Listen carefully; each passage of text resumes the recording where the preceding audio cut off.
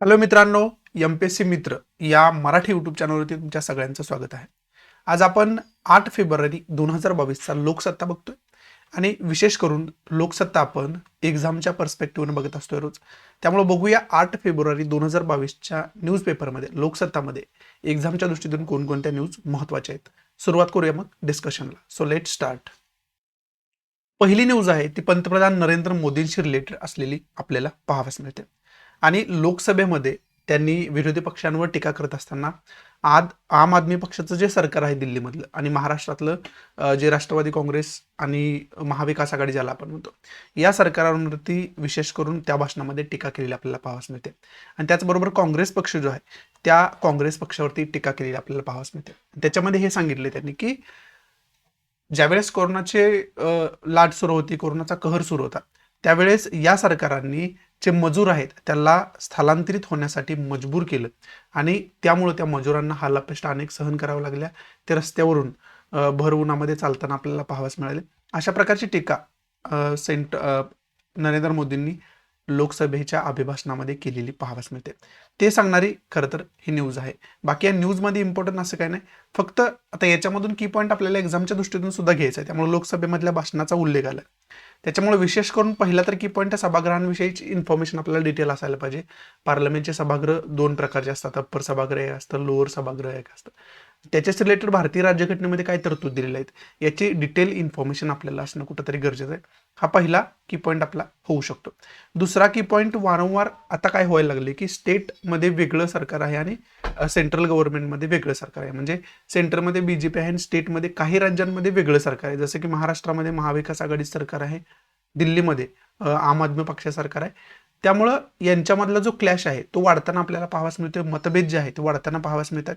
त्यामुळं वारंवार आपल्याला फेडरलिझमचा प्रश्न निर्माण झालेला पाहावयास मिळतो, ज्याला आपण संघराज्य म्हणतो. मग आपण दुसरा की पॉईंट काय करायला पाहिजे की घटनेमध्ये संघराज्याशी रिलेटेड काय काय तरतुदी आहेत याचे डिटेल इन्फॉर्मेशन आपल्याला असणं कुठंतरी गरजेचं आहे. त्यामुळं हे 2 की पॉईंट खऱ्या अर्थाने या न्यूजमधून आपण अभ्यास करून ठेवणं अत्यंत गरजेचं होऊन बसतं.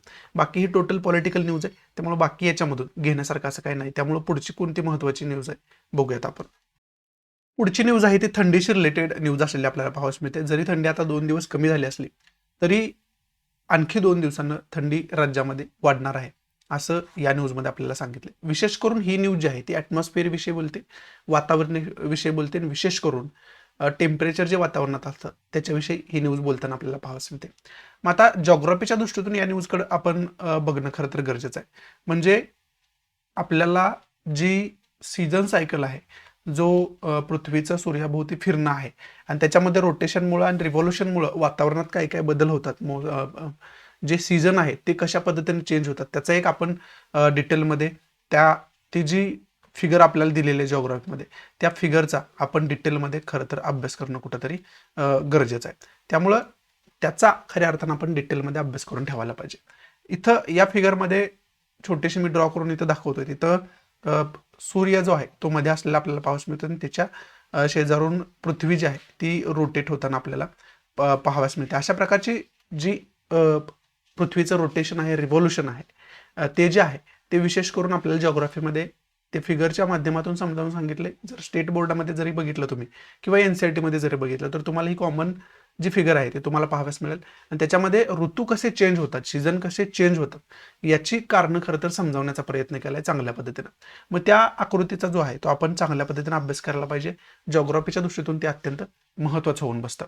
बाकी या न्यूजमध्ये इम्पॉर्टंट असं काय नाही, फक्त जी सीझन सायकल ज्याला आपण म्हणू शकतो त्याचा डिटेलमध्ये अभ्यास करून ठेवणं अत्यंत गरजेचं होऊन बसतं.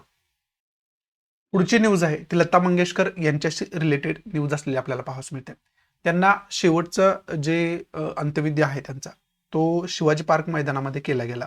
त्याच्यामुळं तिथंच त्यांचं जे स्मारक आहे मोठं ते व्हावं अशा प्रकारची मागणी केली जाते. त्याला काँग्रेसनं पाठिंबा दिला आहे, भाजपनं पाठिंबा दिला आहे, त्याचबरोबर शिवसेना तर सत्तेमध्येच आहे. त्यामुळं त्यांच्याकडे मागणी तशा पद्धतीने झालेली पाहावयास मिळते. परंतु वंचितचे नेते प्रकाश आंबेडकर जे आहेत त्यांनी हे स्टेटमेंट दिलं आहे की शिवाजी पार्क मैदान जे आहे ते खेळासाठी आहे, त्यामुळे ते खेळासाठीच ठेवलं गेलं पाहिजे. अशा प्रकारचं स्टेटमेंट त्यांच्याकडून आलेलं आपल्याला पाहावयास मिळतं. त्यामुळं हा खरं तर मुद्दा आहे स्मारक बनवण्याचा, याच्यामध्ये एक राजकीय वाद सुरू झालेला आपल्याला पाहावयास मिळतोय ते सांगणारी खरं तर न्यूज आहे. परंतु ह्याच्या मधला जो मजकूर आहे किंवा घटना आहे ती आपल्या दृष्टीतून महत्त्वाची नाही. आपल्या दृष्टीतून महत्त्वाचं काय, तर लता मंगेशकर यांच्याशी रिलेटेड इन्फॉर्मेशन आपल्याला असायला पाहिजे. त्यांच्यावरती कशाही पद्धतीने क्वेश्चन एक्झामला येऊ शकतो. त्यामुळं त्यांची जेवढी इन्फॉर्मेशन जास्त आपल्याला घेता येते तेवढी इन्फॉर्मेशन आपण घेऊन ठेवायला पाहिजे. त्याचा प्रश्नाच्या दृष्टीतून अभ्यास करायला पाहिजे. लता मंगेशकर यांच्या या पर्सनॅलिटीवरती आधारितच जे बहुपर्यायी प्रश्न आहेत जे कदाचित विचारले जाऊ शकतात, अशा प्रकारचं क्वेश्चनचं व्हिडिओज मी ऑलरेडी वेगळं बनवलं आहे आणि ते आपल्या चॅनलवरती ऑलरेडी अपलोड करून ठेवले. जर ते तुम्ही बघितलं नसेल तर ते बघून घ्या, म्हणजे यांच्याशी रिलेटेड क्वेश्चनचा तुमचा सराव होऊन जाईल, जेणेकरून यांच्यावरती आधारित जर क्वेश्चन आला तर त्याच्यामध्ये तुमचा गडबड गोंधळ उडणार नाही. बाकी या न्यूजमध्ये इम्पॉर्टंट असं काही नाही आहे. त्यामुळे पुढची महत्त्वाची न्यूज कोणते बघूयात आपण. पुढची न्यूज जी आहे ती जवाहरलाल नेहरू युनिव्हर्सिटीशी रिलेटेड न्यूज असलेली आपल्याला पाहावयास मिळते आणि त्या युनिव्हर्सिटीच्या नवीन कुलगुरूपदी डॉक्टर शांतिश्री पंडित या पुण्याच्या आहेत खरं तर, यांची नियुक्ती झालेली आपल्याला पाहावयास मिळते. ही नियुक्ती जी आहे ती UGC करत असते, विद्यापीठ अनुदान आयोग करत असते. त्यामुळे हे सुद्धा आपल्याला माहिती असणं गरजेचं आहे. परंतु हा न्यूजचा मुद्दा का झाला, तर पहिलं तर त्यांची नियुक्ती झाली विद्यापीठ कुलगुरूपदी. परंतु ही जी पर्सनॅलिटी आहे शांतिश्री पंडित, डॉक्टर शांतिश्री पंडित, ही खूप कॉन्ट्रोवर्शियल पर्सनॅलिटी आहे. यांचं ट्विटर अकाउंट सुद्धा स्थगित केलेलं ट्विटरनं आपल्याला पाहावयास मिळालं. त्याचबरोबर शेतकरी आंदोलन असू द्या किंवा इतर महत्त्वाचे सेन्सिटिव्ह मुद्दे मानले जातात त्याच्यावरती आक्षेपार्ह ट्विट यांनी वारंवार केलं होतं. त्यामुळं खऱ्या अर्थानं ही पर्सनॅलिटी जास्त वादाची पर्सनॅलिटी कायम ठरलेली आहे. त्याचबरोबर 2002-2007चा कालावधी जर त्यांचा अगोदरचा बघितला तर तो सुद्धा कालावधी जास्त कॉन्ट्रोवर्शियल ठरलेला आहे. जास्त गैरव्यवहार केलं त्यांनी त्यांच्या कारकिर्दीमध्ये, बाकी ज्यावेळेस अगोदर प्राध्यापक होते त्यावेळेस. त्यामुळे तशा प्रकारचे सुद्धा आरोप त्यांच्यावरती लागलेले आहेत. मग अशा प्रकारचे आरोप असताना सुद्धा UGCनं त्यांची कुलगुरूपद निवड कोणत्या आधारावरती केली, हा प्रश्न खरं तर शिल्लक राहतो. हा प्रश्न या न्यूजच्या माध्यमातून विचारलेला आपल्याला पाहावयास मिळतोय. इतर समाज माध्यमातून सुद्धा हा प्रश्न उचलताना आपल्याला पाहावयास मिळतात.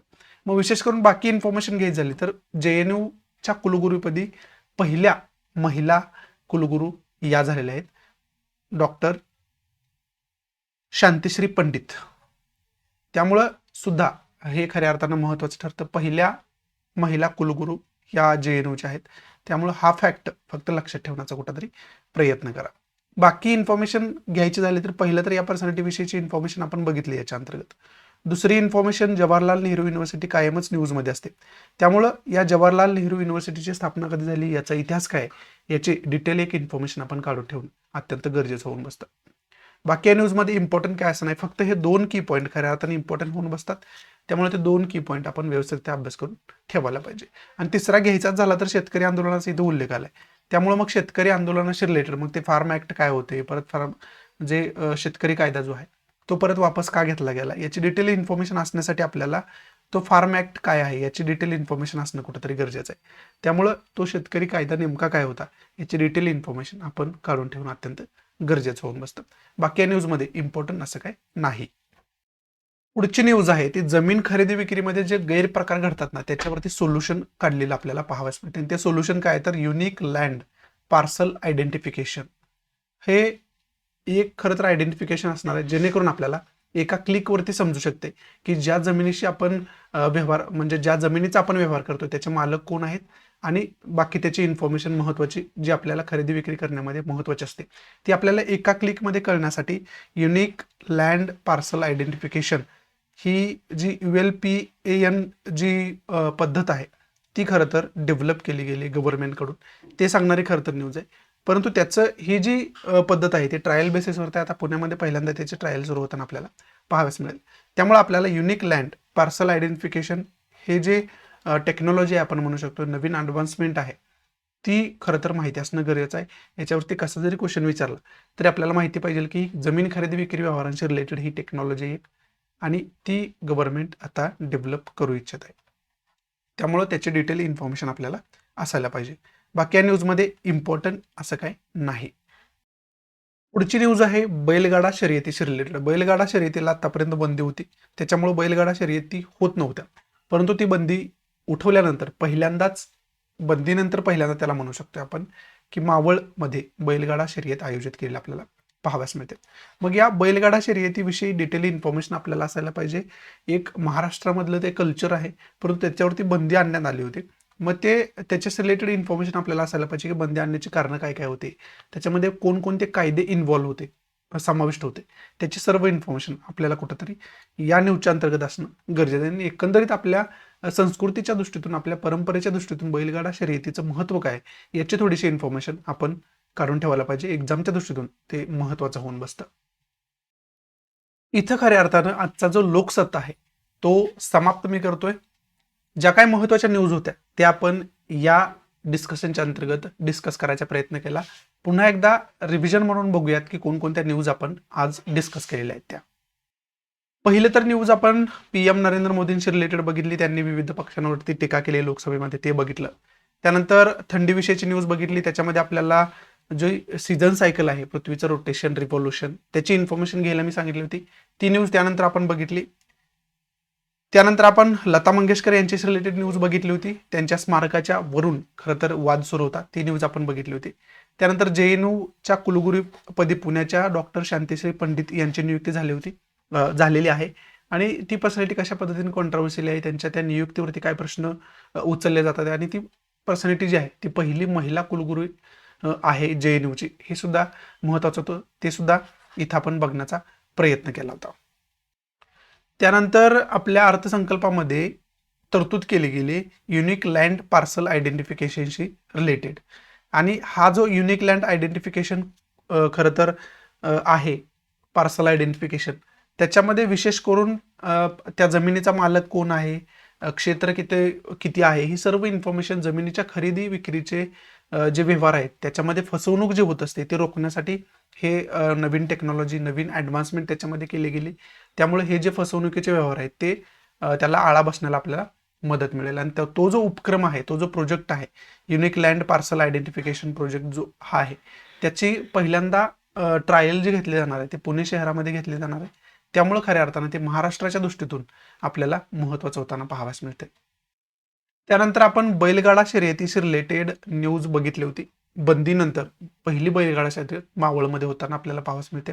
ते या न्यूजमध्ये आपल्याला सांगितलं होतं. ती आपण न्यूज बघितली होती. या न्यूज खऱ्या अर्थानं आपण आजच्या लोकसत्तामध्ये डिस्कस करण्याचा प्रयत्न केला, ज्या की मला वाटलं की एक्झामच्या दृष्टीतून ह्या डिस्कस करणं महत्त्वाचं आहे. सो या नोटवरती आजचा लोकसत्ता मी समाप्त करतोय. आशा आहे की तुम्हाला चांगल्या पद्धतीनं मी एक्सप्लेनेशन देऊ शकलो असेल. जर आवडत असेल तर प्लीज लाईक करा, नसेल तर डिसलाईक करा. डिसलाईक का केलं हे कमेंट बॉक्समध्ये नक्की सांगा, जेणेकरून तुमच्या इन्स्ट्रक्शननुसार त्याच्यामध्ये मी इम्प्रोव्हायझेशन करू शकेन. आणि प्लीज आपल्या जास्तीत जास्त मराठी विद्यार्थ्यांनी शेअर करा, जेणेकरून सर्व मराठी विद्यार्थ्यांना बेनिफिट होऊ शकेल. So thanks for watching. भेटू आपण नवीन लेक्चरमध्ये. तोपर्यंत गुड बाय, टेक केअर, जय हिंद.